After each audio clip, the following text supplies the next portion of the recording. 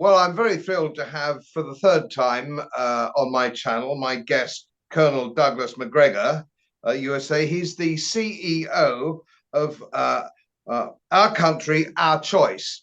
And it's very well worth going and finding his work because he is the voice of common sense at the moment, and it's very difficult to find it. So some of you on my channel will already know Colonel Macgregor. I know some of you admire his work already. For those of you watching who are new to my channel or watching on Colonel Macgregor's channel who don't know me, my military career was very significantly less impressive than Colonel Macgregor's, I have to say. I was light armoured reconnaissance in the British Army, and after that logistics with 4th Armoured Division in Germany. But I am a qualified geopolitical military strategist. And so I hope the questions I ask the Colonel aren't going to be too asinine, although, of course, my experience is significantly a couple of decades before his, because I wasn't a career officer. So, well, and Godfrey, in the United States, and especially in Washington right now, nothing is too asinine. I think that's a fair point here, which brings me on. And I know that you know this, but I just thought I'd cover it because my channel is about the only, and it's not the biggest channel, but it is. It's a fairly boutique channel. The people that subscribe to my channel are actually quite bright, but the problem we have here, as you know, is propaganda. It has been relentless. I would argue that it's significantly worse in England than it is in America. And I know you have your access into Scotland with the hatted man who's doing his best to bring the truth to Scotland. I'm a great admirer of his as well. Only just recently, and I suspect you've seen this because it's created a bit of a stir because it is so utterly untrue, and that is Ben Wallace, who was our Minister of Defence, who was quite a junior guards officer with a perfectly good record, perfectly nice fellow. But of course, as you all know, our Guards Division is not known for its intellectualism, let's put it that way. So You're beginning to sound like JFC Fuller. Yeah, well, Boney Fuller was bang right, I would argue. But now he said his piece, it was I think it was about a 900-word op-ed in the Daily Telegraph, which used to be a very serious newspaper when it came to military matters. And I'm sure you might remember the names John Keegan and Claire Hollingworth, who were experts in their field and would never, ever have succumbed to this kind of propaganda nonsense. But the point Ben Wallace was making, not just because he wrote in the Daily Telegraph, that's one thing, but this man was our Minister of Defence, that the war is almost over because Russia are losing it, Putin's about to be dethroned, and one last push will carry the day. The sort of stories we used to hear in the Great War on a daily basis for years and years, of more people were dragged into the war of attrition. Now, he's not alone here, of course, but he does speak for, or people like him, most newspapers, the BBC, which of course used to have a reputation, even in the war, for a reputation for integrity. It wasn't a propaganda, that's got its reputation by not being a jingoistic, sort of organization. It told the truth as far as you can do in wartime. So we are on the bad end of a propaganda campaign, the like of which I haven't seen in my lifetime, and I was born in 1949. I haven't seen anything like this. Certainly from a military perspective. I've seen it on matters of climate and such like, but I haven't seen it militarily. So that means, what does that mean? It means that it's almost an emotional, hysterical support of the Ukraine side. Russia today has been closed down. We're not allowed to listen to Russia today, which means Putin's speeches have been cut off from England. We can't get that, certainly on mainstream channels. So they have completely 90% of the English people have bought in to the story that Putin woke up one morning and invaded Ukraine on a whim. So I've been trying to explain this on my channel, and I get some stick for it. But this, you know, and I've been listening to your work, and so have my subscribers. A lot of my subscribers listening to your work as well. So, question number one. I'm trying to get things from a historical perspective as well, because we saw this in the Great War. If there is no dissent allowed, and any form of dissent is unpatriotic, it's very difficult to shift the English from their inbuilt Russophobia anyway. And I'm not quite sure where you go when you have an entire country that has bought into the propaganda thing when it comes to peace negotiations. Tell me what you think, because I gather that really it's not that different in America. Everybody's been told that Ukraine is about to win at any minute. Well, I think there's some truth to that. I think the United States is a different animal. First of all, let me go back to one thing you said. You know, it's funny that you brought up the BBC, because in 1990 and 91, when we were in the desert, at least where I was located, we would listen to the BBC broadcasts, which were much more accurate, reasonable, and balanced than the things coming from CNN and other news sources in the United States. So, you know, the fact that the British media have marched lock, stock, and barrel into the neoconservative globalist camp is disturbing to us. We used to rely on it as a source of unbiased information. Obviously, we can't do that anymore. In the United States, to be perfectly blunt, most people could care less what happens in Ukraine. I think that's important to understand. This has been a problem for us for years. I could go all the way back to the years leading up to the First World War. And frankly, most Americans, and I mean most in any polling data that we have, said we don't want anything to do with the First World War. We didn't want to enter it. This is one of the reasons that we had so much difficulty later on in the 1930s.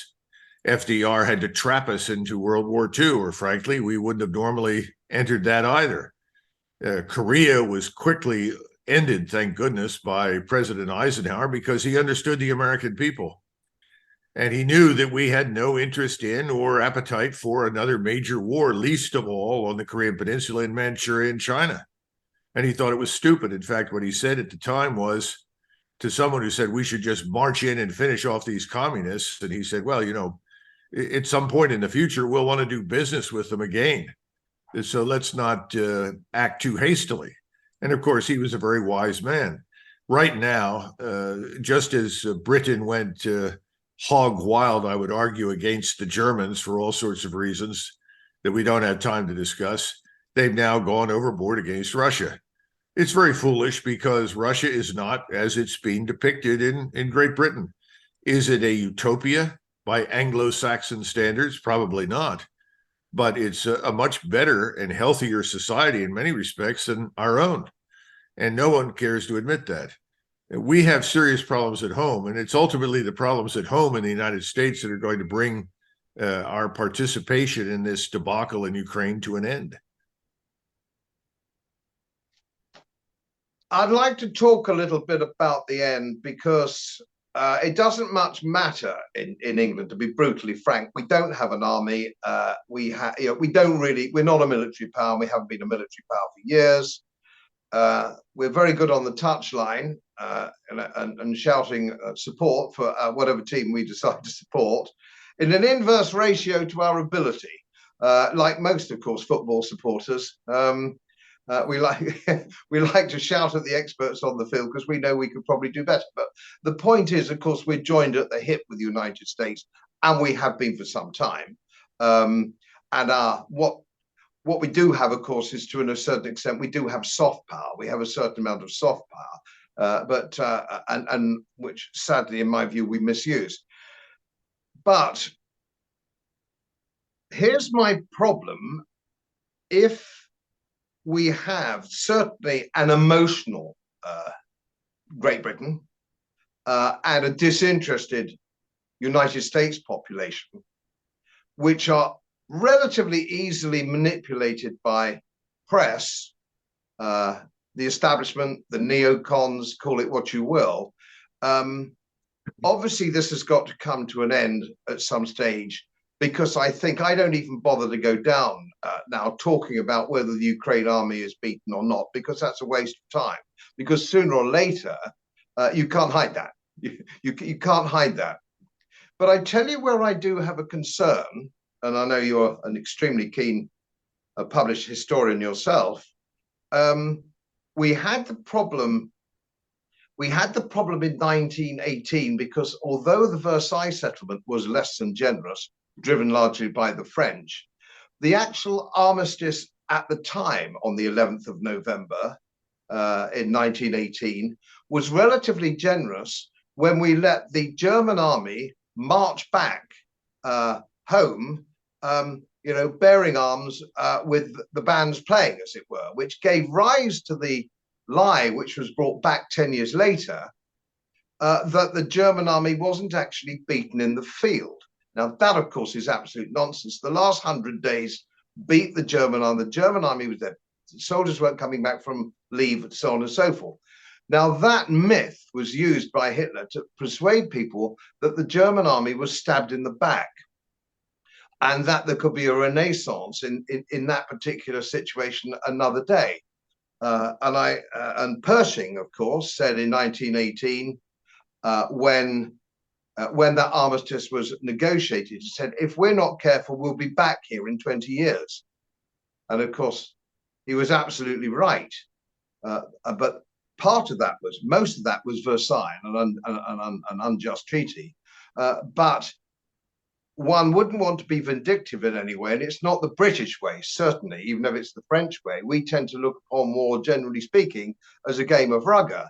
And after it's over, no matter how bloody or bruised we all are, we go into the bar and have a beer and say, jolly, better luck next time. And that's a little, this is a little bit how we tend to deal with these things historically. Now, what I'm worried about is, I think the best outcome for this is a clearly defined Russian-dominated peace. So it can't come again. This can't come again under the sort of circumstance we saw in the 1920s, with some of the same sort of people, of course, in the late 1920s that Germany had. And the way that the press are reporting this constantly, the propaganda is that if we'd given the Ukrainian army the tools, they could have done the job. But the F-16s came late, the tanks came late, and so on and so forth, which you and I both know as military men is nonsense. But of course, the man on the Clapham omnibus, or your Joe Sixpack, who is more disinterested, admittedly, will perhaps buy that. And I think that is dangerous for a lasting peace. And I think we must have a lasting peace. And I see this propaganda. There'll be some reason for people taking this view at a senior level in senior newspapers. So when it's absolutely obvious that the Ukrainian army is beaten, it will be because we didn't do enough. And I feel that that's coming. Is that your view, or do you see anything like that? Well, once again, the difference between Great Britain and the United States is that similar arguments were made in the aftermath of Vietnam. If only we had done X and if only we had done Y, then we would have had a better outcome and so forth. Americans were at the time disinterested. They finally, after years of wasted investment, began asking, what are we doing there anyway? Who are these people? Who are we fighting and why? Those kinds of things are happening today. Roughly 56% of all Americans polled have said we should stop aiding Ukraine. And one of the reasons for that is that we look at the condition of our own country, the millions of foreigners pouring into it, who are ultimately benefiting more than many of our citizens from the largesse of government. And this is because when these illegals arrive, whether it's Chicago, Philadelphia, New York, wherever they go, they get a free ticket to the destination of choice. They get $2,375 for showing up, which makes no sense. But then they are thrown on the generosity and goodwill of states and cities. In other words, Chicago, you now have 50,000 more people to take care of. It's your problem. And this has created enormous trouble in Washington. I think that's one of the reasons that Biden has now done a complete turnaround on the open border and said, no, we need to shut the border down because people are telling him, you've lost your mind. We can't afford this. We can't stand it. And these are not right-wing, supposedly racist Republicans by any means. These are Democrats who are saying it's got to end. We can't go on. So again, what happens inside the United States is infinitely more important to us than anything that happens beyond our borders. Now, as far as Europe is concerned, you said lasting peace, and anyone who has studied European history knows there's no such animal. We had a very good period by broad standards between 1815 and 1914. That was largely because we had people at the helm in many great powers of Europe who had common sense, were rational, and sought ways to avoid a collision that no one wanted. That all ends, frankly speaking, with your decision to enter the First World War. That turned what was really a regional war into a global war and eventually dragged us in. Eastern Europe is not through. Those borders are not sacrosanct. The borders in Ukraine and Russia have changed repeatedly over the centuries. The notion that what we had at the beginning of this conflict was some sacrosanct structure is absurd nonsense. Setting aside Ukraine's terrible problems with corruption and internal feuds and fighting, it's just absurd. Crimea had been Russian since 1776 for all intents and purposes. And then the rest of that area that they are now occupying was part of Catherine the Great's new Russia. Now, within the last 2 weeks, Russian politicians have said, it's time to make it clear that we're going to seize control of Kharkov and Odessa. Well, that's been clear from the beginning. If you're going to declare war on us, which is what we've effectively said to Russia, then we're going to retake everything that is ours historically, and that's what they're going to do. And there's not a damn thing we can do about it. The most recent indications I have is that the Ukrainians have lost somewhere between 450 and 500,000 dead. Now, just to give everyone an understanding of what that means, during World War I, when one of my grandfathers was in the field, we fought for only 110 days, a lot shorter than you did. And in that 110-day period, we lost 318,000 casualties. Of the 318,000 casualties, 110,000 men were dead.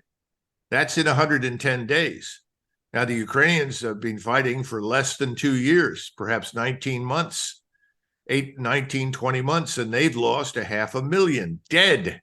We don't know how many are casualties, but the numbers are overwhelming. The hospitals are full. The numbers of amputees are staggering. A lot of these people are dying on the battlefield because there's no means to evacuate them. If a Ukrainian soldier or officer is wounded, he's got to bribe people in the ambulance to take him to a hospital to be cared for. The entire Ukrainian state has broken down. If you want to know what a failed state is, look at Ukraine. Meanwhile, Washington has turned Ukraine into the 51st state, lavishing billions and billions and billions of dollars on the state. We pay for the bureaucracy, for the daily government, for everything that you can imagine. You and other Europeans have contributed to the military side, as we have, but we effectively own Ukraine, and Americans have said, this is ridiculous. Why are we doing this? We don't do as much for our own people as we are doing for Ukraine. And then, of course, there is always Israel. Israel is always quietly mentioned as the 51st state. Well, Ukraine has long since eclipsed Israel. Israel is a minor expense compared to what's happening in Ukraine. And then you get the argument, well, for about 5% of your defense budget, and remember, our defense budget is very close to $1 trillion. If you throw in the intelligence communities, it is $1 trillion. That this is somehow a bargain because they are killing Russians for us. Nonsense. They haven't killed very many Russians at all.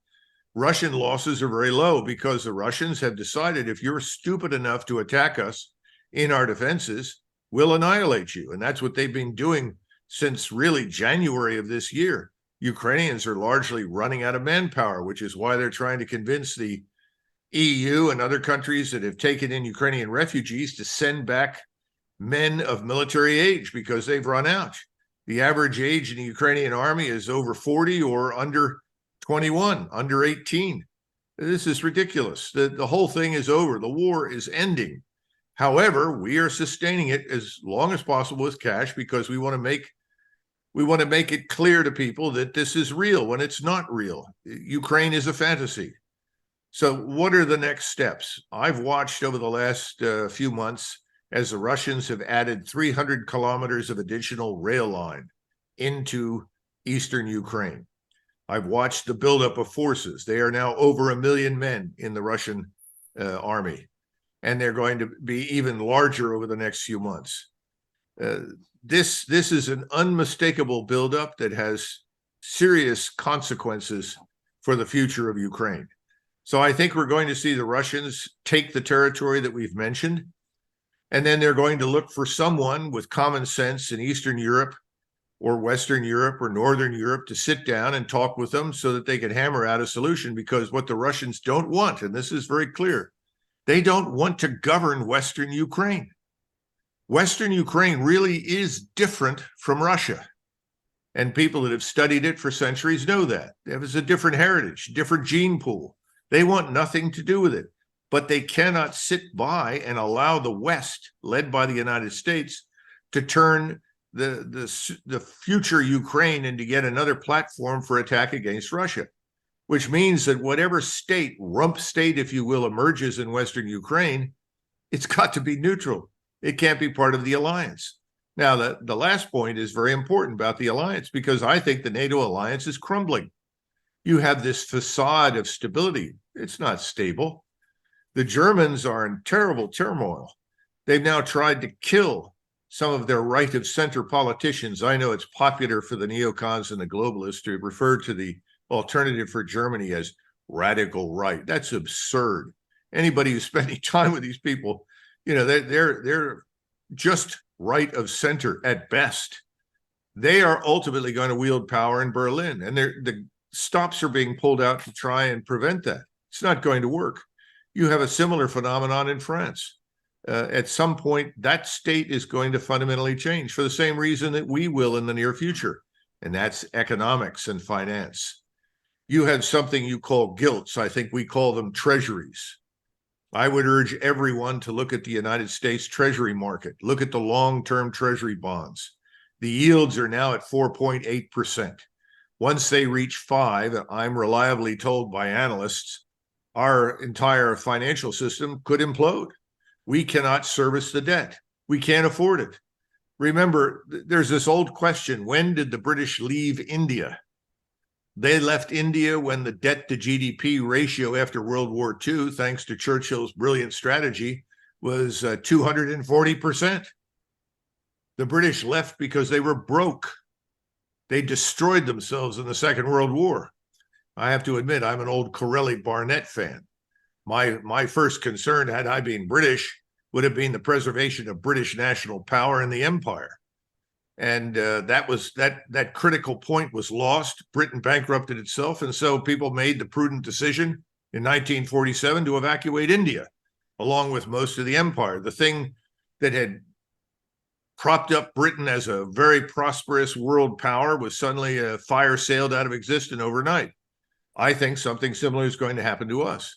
And I think you're going to see massive troop withdrawals from all over the world as we run into a very serious financial crisis. Now, that's not a popular view inside the Beltway. People in the Beltway all think, oh, no, we can continue to print money in perpetuity. Don't worry about it. The Federal Reserve can buy up all the treasuries we need. Well, I'm telling you that's not going to happen. We're going to be in real trouble. And I think when that happens, it doesn't matter what people say about Ukraine. No one in the United States will care, and the United States will not care what the allies think. Washington will do whatever it thinks it is in its own interest, and that will mean leaving Ukraine. So the war will end when we leave. We just cut it off, walk away, it's done. And until then, I suppose in some form it will drag on, and we'll watch the Russians incrementally move across eastern Ukraine and finally into Odessa. Whether that happens before we fall apart or after, I don't know, but it will happen. And then hopefully people on the European continent will step in, new governments in Berlin, Paris, Prague, Warsaw, elsewhere, and negotiate an end to this insanity. But that will not forge, Godfrey, an enduring peace. It will give us a break for some period of years. War will return in some form on a limited basis. But, you know, the notion that we're going to ever achieve eternal peace in Eastern Europe, I think, is totally unrealistic. You mentioned a lot of names there. I've had the pleasure of meeting Corelli Barnett, and of course, I don't know whether you had any dealings with Professor Norman Stone as well, who takes very much your view, and incidentally, very much my view, which is desperately unfashionable. Even now, yes, that Norman Stone's view basically, and there's another professor whose name escapes me for the moment, but I said, yes, I mean, the one remit that Churchill had was to save the British Empire. And that's what he probably failed to do. But of course, I'm sure you would agree with me too, and I've subject on which I lecture and write sometimes, and that is, of course, there was only one war, as my grandfather said, who was injured on the Messine Ridge in 1917. And I once said to him, you know, I mentioned World War II, and he grunted over his newspaper at me, and he said there was only one war, boy, and it came in two parts. And of course, I'm a big subscriber to that particular view. And as for the, I think that's true, and you know, historically, that's not unusual. Very few wars end in a very decisive way. World War II did. Unfortunately, it left us all in the West in a terrible position. We did not win the war. Stalin did. Communism did. When the war ended, all you have to do, when I was teaching at West Point, I used to pull down a map of Europe in 1939, have everybody look at it for a few minutes, comment on it, and then I went over and pulled down the map of 1945, where all the armies stood. And I said, now, who won the Second World War? And finally, some cadet in the front row would say, sir, the Soviet Union. I said, yes, we didn't win a damn thing. Now, you got to remember, though, and I don't know if many of your countrymen are aware of this, but FDR actually, and I thought he was a catastrophe, took the position that Stalin's totalitarian state that had murdered tens of millions of people long before the Second World War broke out was morally superior to the British Empire. And he left no opportunity unexploited to undermine Britain. And I don't know if your countrymen understand that. It was a catastrophe. Well, certainly people of my ilk certainly do. And that's, of course, he insisted on no repayment from the Soviet Union, but the repayment of Lend-Lease and so on and so forth to breakers. And of course, the irony is, one might argue now, with the benefit of hindsight, one might argue that he wanted to get rid of the British Empire so the Americans could have their empire, which I think if you look at a map now and you look at bases and overseas military personnel and political influence, you could argue it's another empire round about the same size if you look at a map from as almost the old British Empire was. The difference is, of course, I would tell you, Godfrey, that may well have been in the back of FDR's mind, but it was never in the backs of the minds of the senior military leaders, because I can tell you that whenever there was a conference involving the senior military leadership of Great Britain with the Americans, that the Americans came to it woefully unprepared. The British would walk in with maps of the world that identified every port, every airfield, every oil well, every mine, because the British at least had some idea of what they wanted the world to look like when the war ended. We didn't. We just fought it to quite a quote unquote a standstill. We waged a Stalinist-like totalitarian war against Germany and Japan. And having utterly and completely destroyed both of those countries, we had to then invest heavily in the military to sustain the peace that had been very fragile to begin with in 1945 until the Soviet Union fell apart. So I'm not sure that there was any great mind at work. I just think it's something that we fell into. And again, we're the accidental superpower. We really are. We never had any business involving ourselves overseas to the extent we are, but you know, that's a foregone conclusion. What I want to go back to, though, is something else that's very important about what's happening. And I don't think people in Great Britain, especially in the British military circles, may completely grasp this. All across Ukraine, the Russians have something we refer to as persistent surveillance. That means that virtually nothing can be said, nothing can happen, no action can be taken inside Ukraine's borders without the Russians knowing it, without the Russians detecting it. And if they know it and detect it, they can also target it. And they've already demonstrated the ability with great precision to identify targets right along the border with Poland and Romania and to destroy them. What's happening now, it just happened within the last 24 to 48 hours in Ukraine, some 30 miles behind Ukrainian front lines, was the destruction of a group of Ukrainian soldiers, somewhere several hundred of them, along with their US, UK, NATO advisors. They were all killed in a strike. You cannot move in that country without being detected. And the Ukrainians have no means of disrupting that capability because these are the links that go between the ground forces and the reconnaissance overhead platforms, the terrestrial surveillance platforms. Some of them are just unmanned flying vehicles, others are space-based. But this network of surveillance is very difficult to contend with.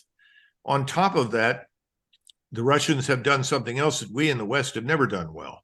They've streamlined their command and control to the point where within a few minutes, a decision can be made matching the right weapon systems, whether they're unmanned or manned, artillery, rockets, missiles, and so forth, against a particular set of targets or target. We are very service-centric oriented in the United States, and we have too many 4-stars. We have 43 4-stars. We make most Latin banana republics look efficient. And these 4-stars fight over turf, and nobody will cooperate with anyone else unless they somehow or another are benefiting bureaucratically from the action. In other words, we do not have unity of effort. We do not have a unified military command structure. The Russians do. So it's not just a function of they have weapons and they have technology. It's a function of how they've organized to do this.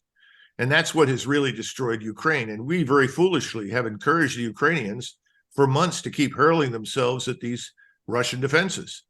And under the circumstances, Putin made it very clear to his commanders, well, if this is what they want to do, then we'll accommodate them.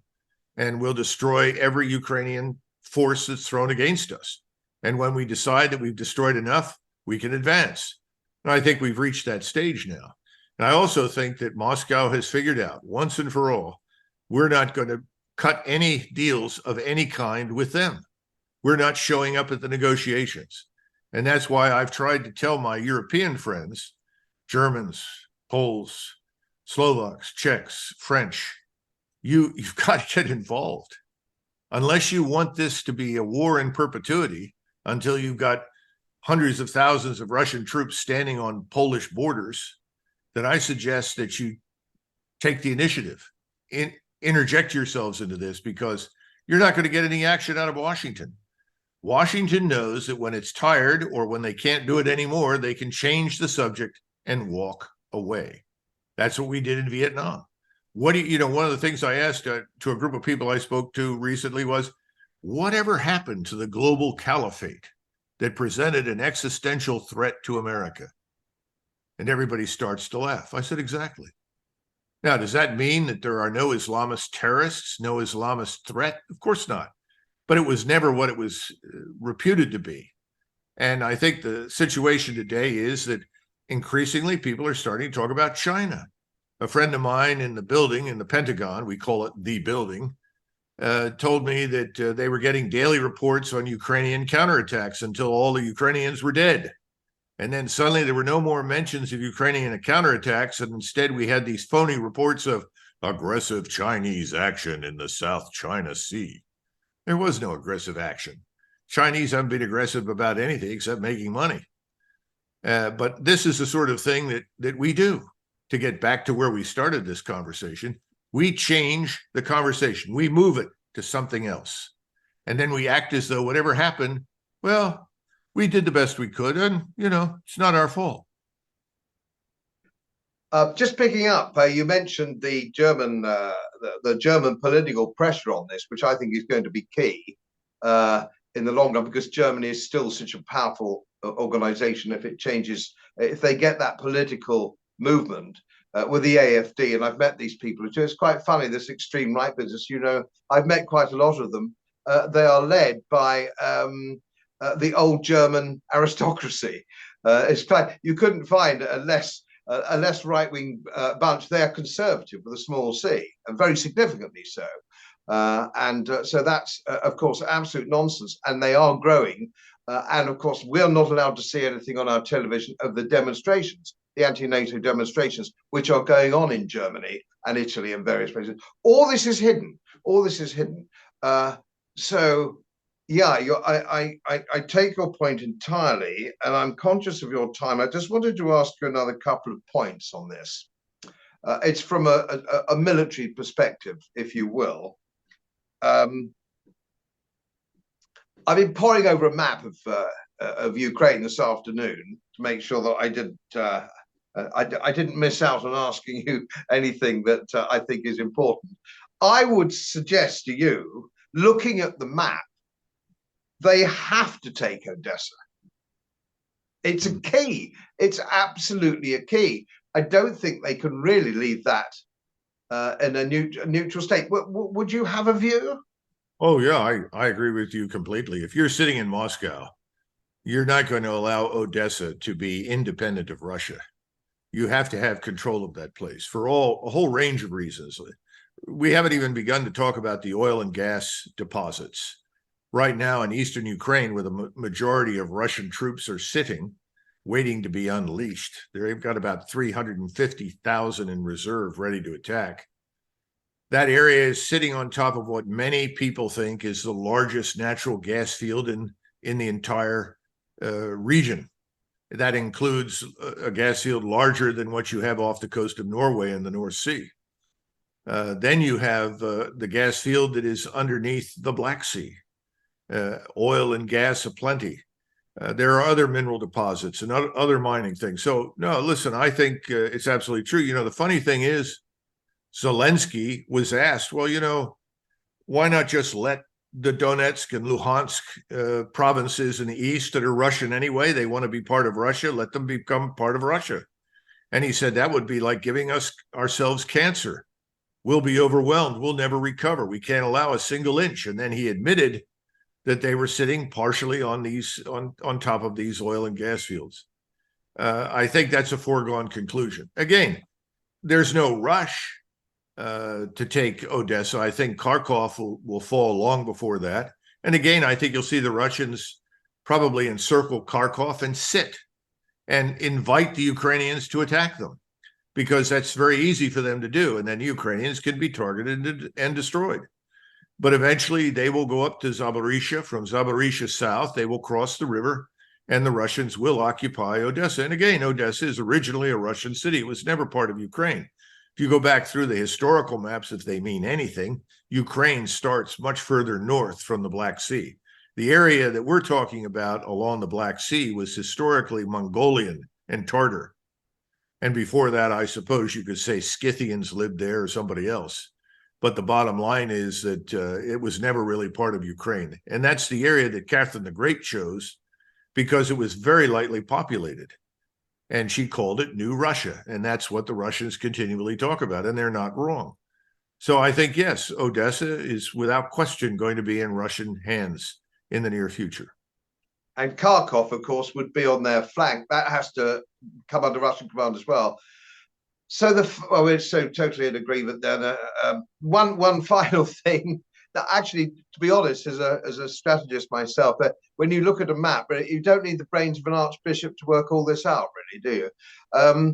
What I would say, that my final question to you, Colonel, if you would, is I know now what the situation is quite overwhelmingly, and as you quite rightly say, this surveillance system and integrated weapon system that the Russians have. What is the implication of the weather? Because it's now October. Can they invest Kharkov, or do they have to wait for the freeze, which didn't come last year? Well, it's interesting you bring that up because meteorologists are, for whatever reason, predicting that this year it will be very cold. I have no idea. You never know with the weather. And that's the problem with the climate change religious cult. Whatever happens is a product of climate change, whether it makes sense or not. I just don't know what it will be, but they're predicting cold weather. On the other hand, they are now out of very dense terrain in the south of Ukraine, dense in the sense hilly, swampy, and so forth, and moving into areas where there are more paved secondary roads. So I think if they want to move, they'll be able to do it.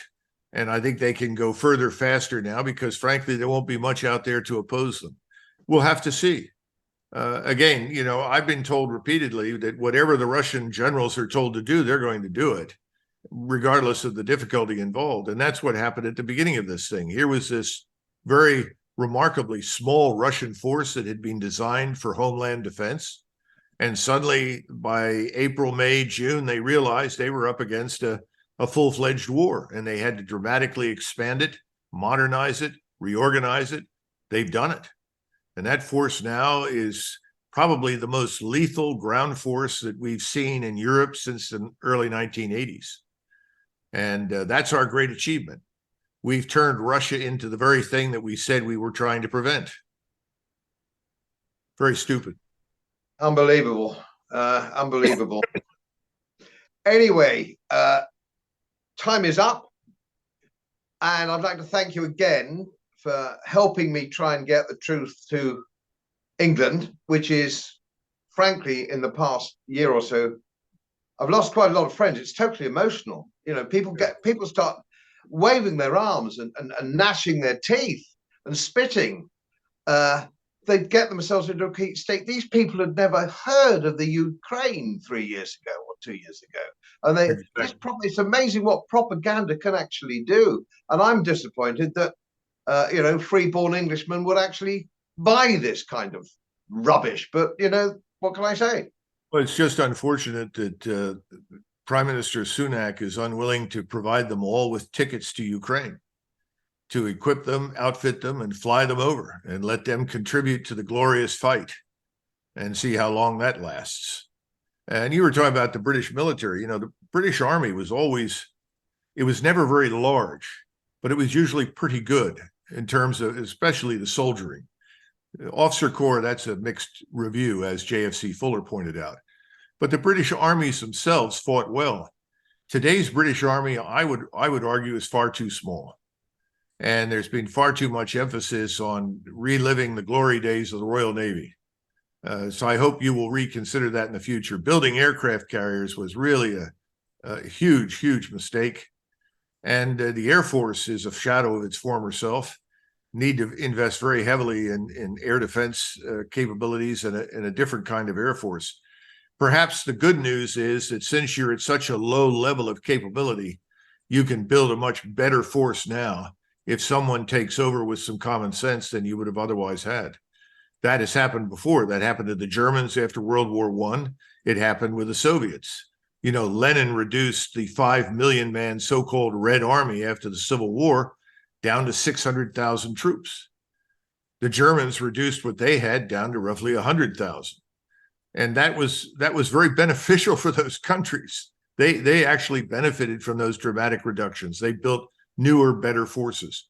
I think you could do that. And I've told my German friends, when the time comes, you can build a much better force than what you've had in the past as a result. People find that hard to believe, but it's true. And the other thing to keep in mind is that Russia has no interest in marching west. The further west they get, the more unhappy they will be, and they know that. They would rather have an end to this, but we refuse to recognize reality. We refuse to treat the Russians as a legitimate power. And they are a legitimate great power. And they have much more in common with Tsarist Russia than they do with the Soviet Union. And Tsarist Russia had its pros and its cons, but it was hardly the evil empire that Stalin's totalitarian state was. So I really wish people would stop seeing something there that isn't, because that's the truth. Well, pleasure as always. thank you so much, Colonel, again for coming on. I'd love to talk to you all night like to talk about Lord Salisbury's view of the Royal Navy going back 140 years, who said exactly that. Basically, by the time the Royal Navy come up with what they want, it's long since out of date. Carriers, marvelous. That's exactly a classic case. Well, Great big targets.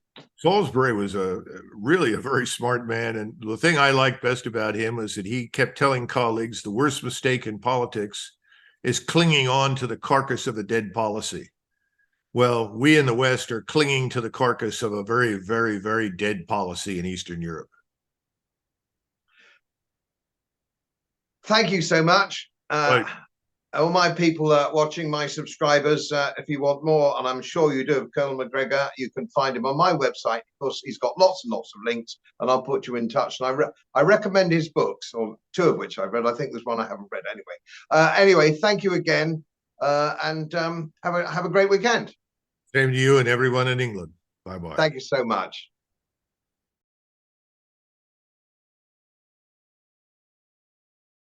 Research institutes will share their material with me. It's most helpful, and then of course I automatically share it with you. So surprise, won't cost you anything. Thank you very much.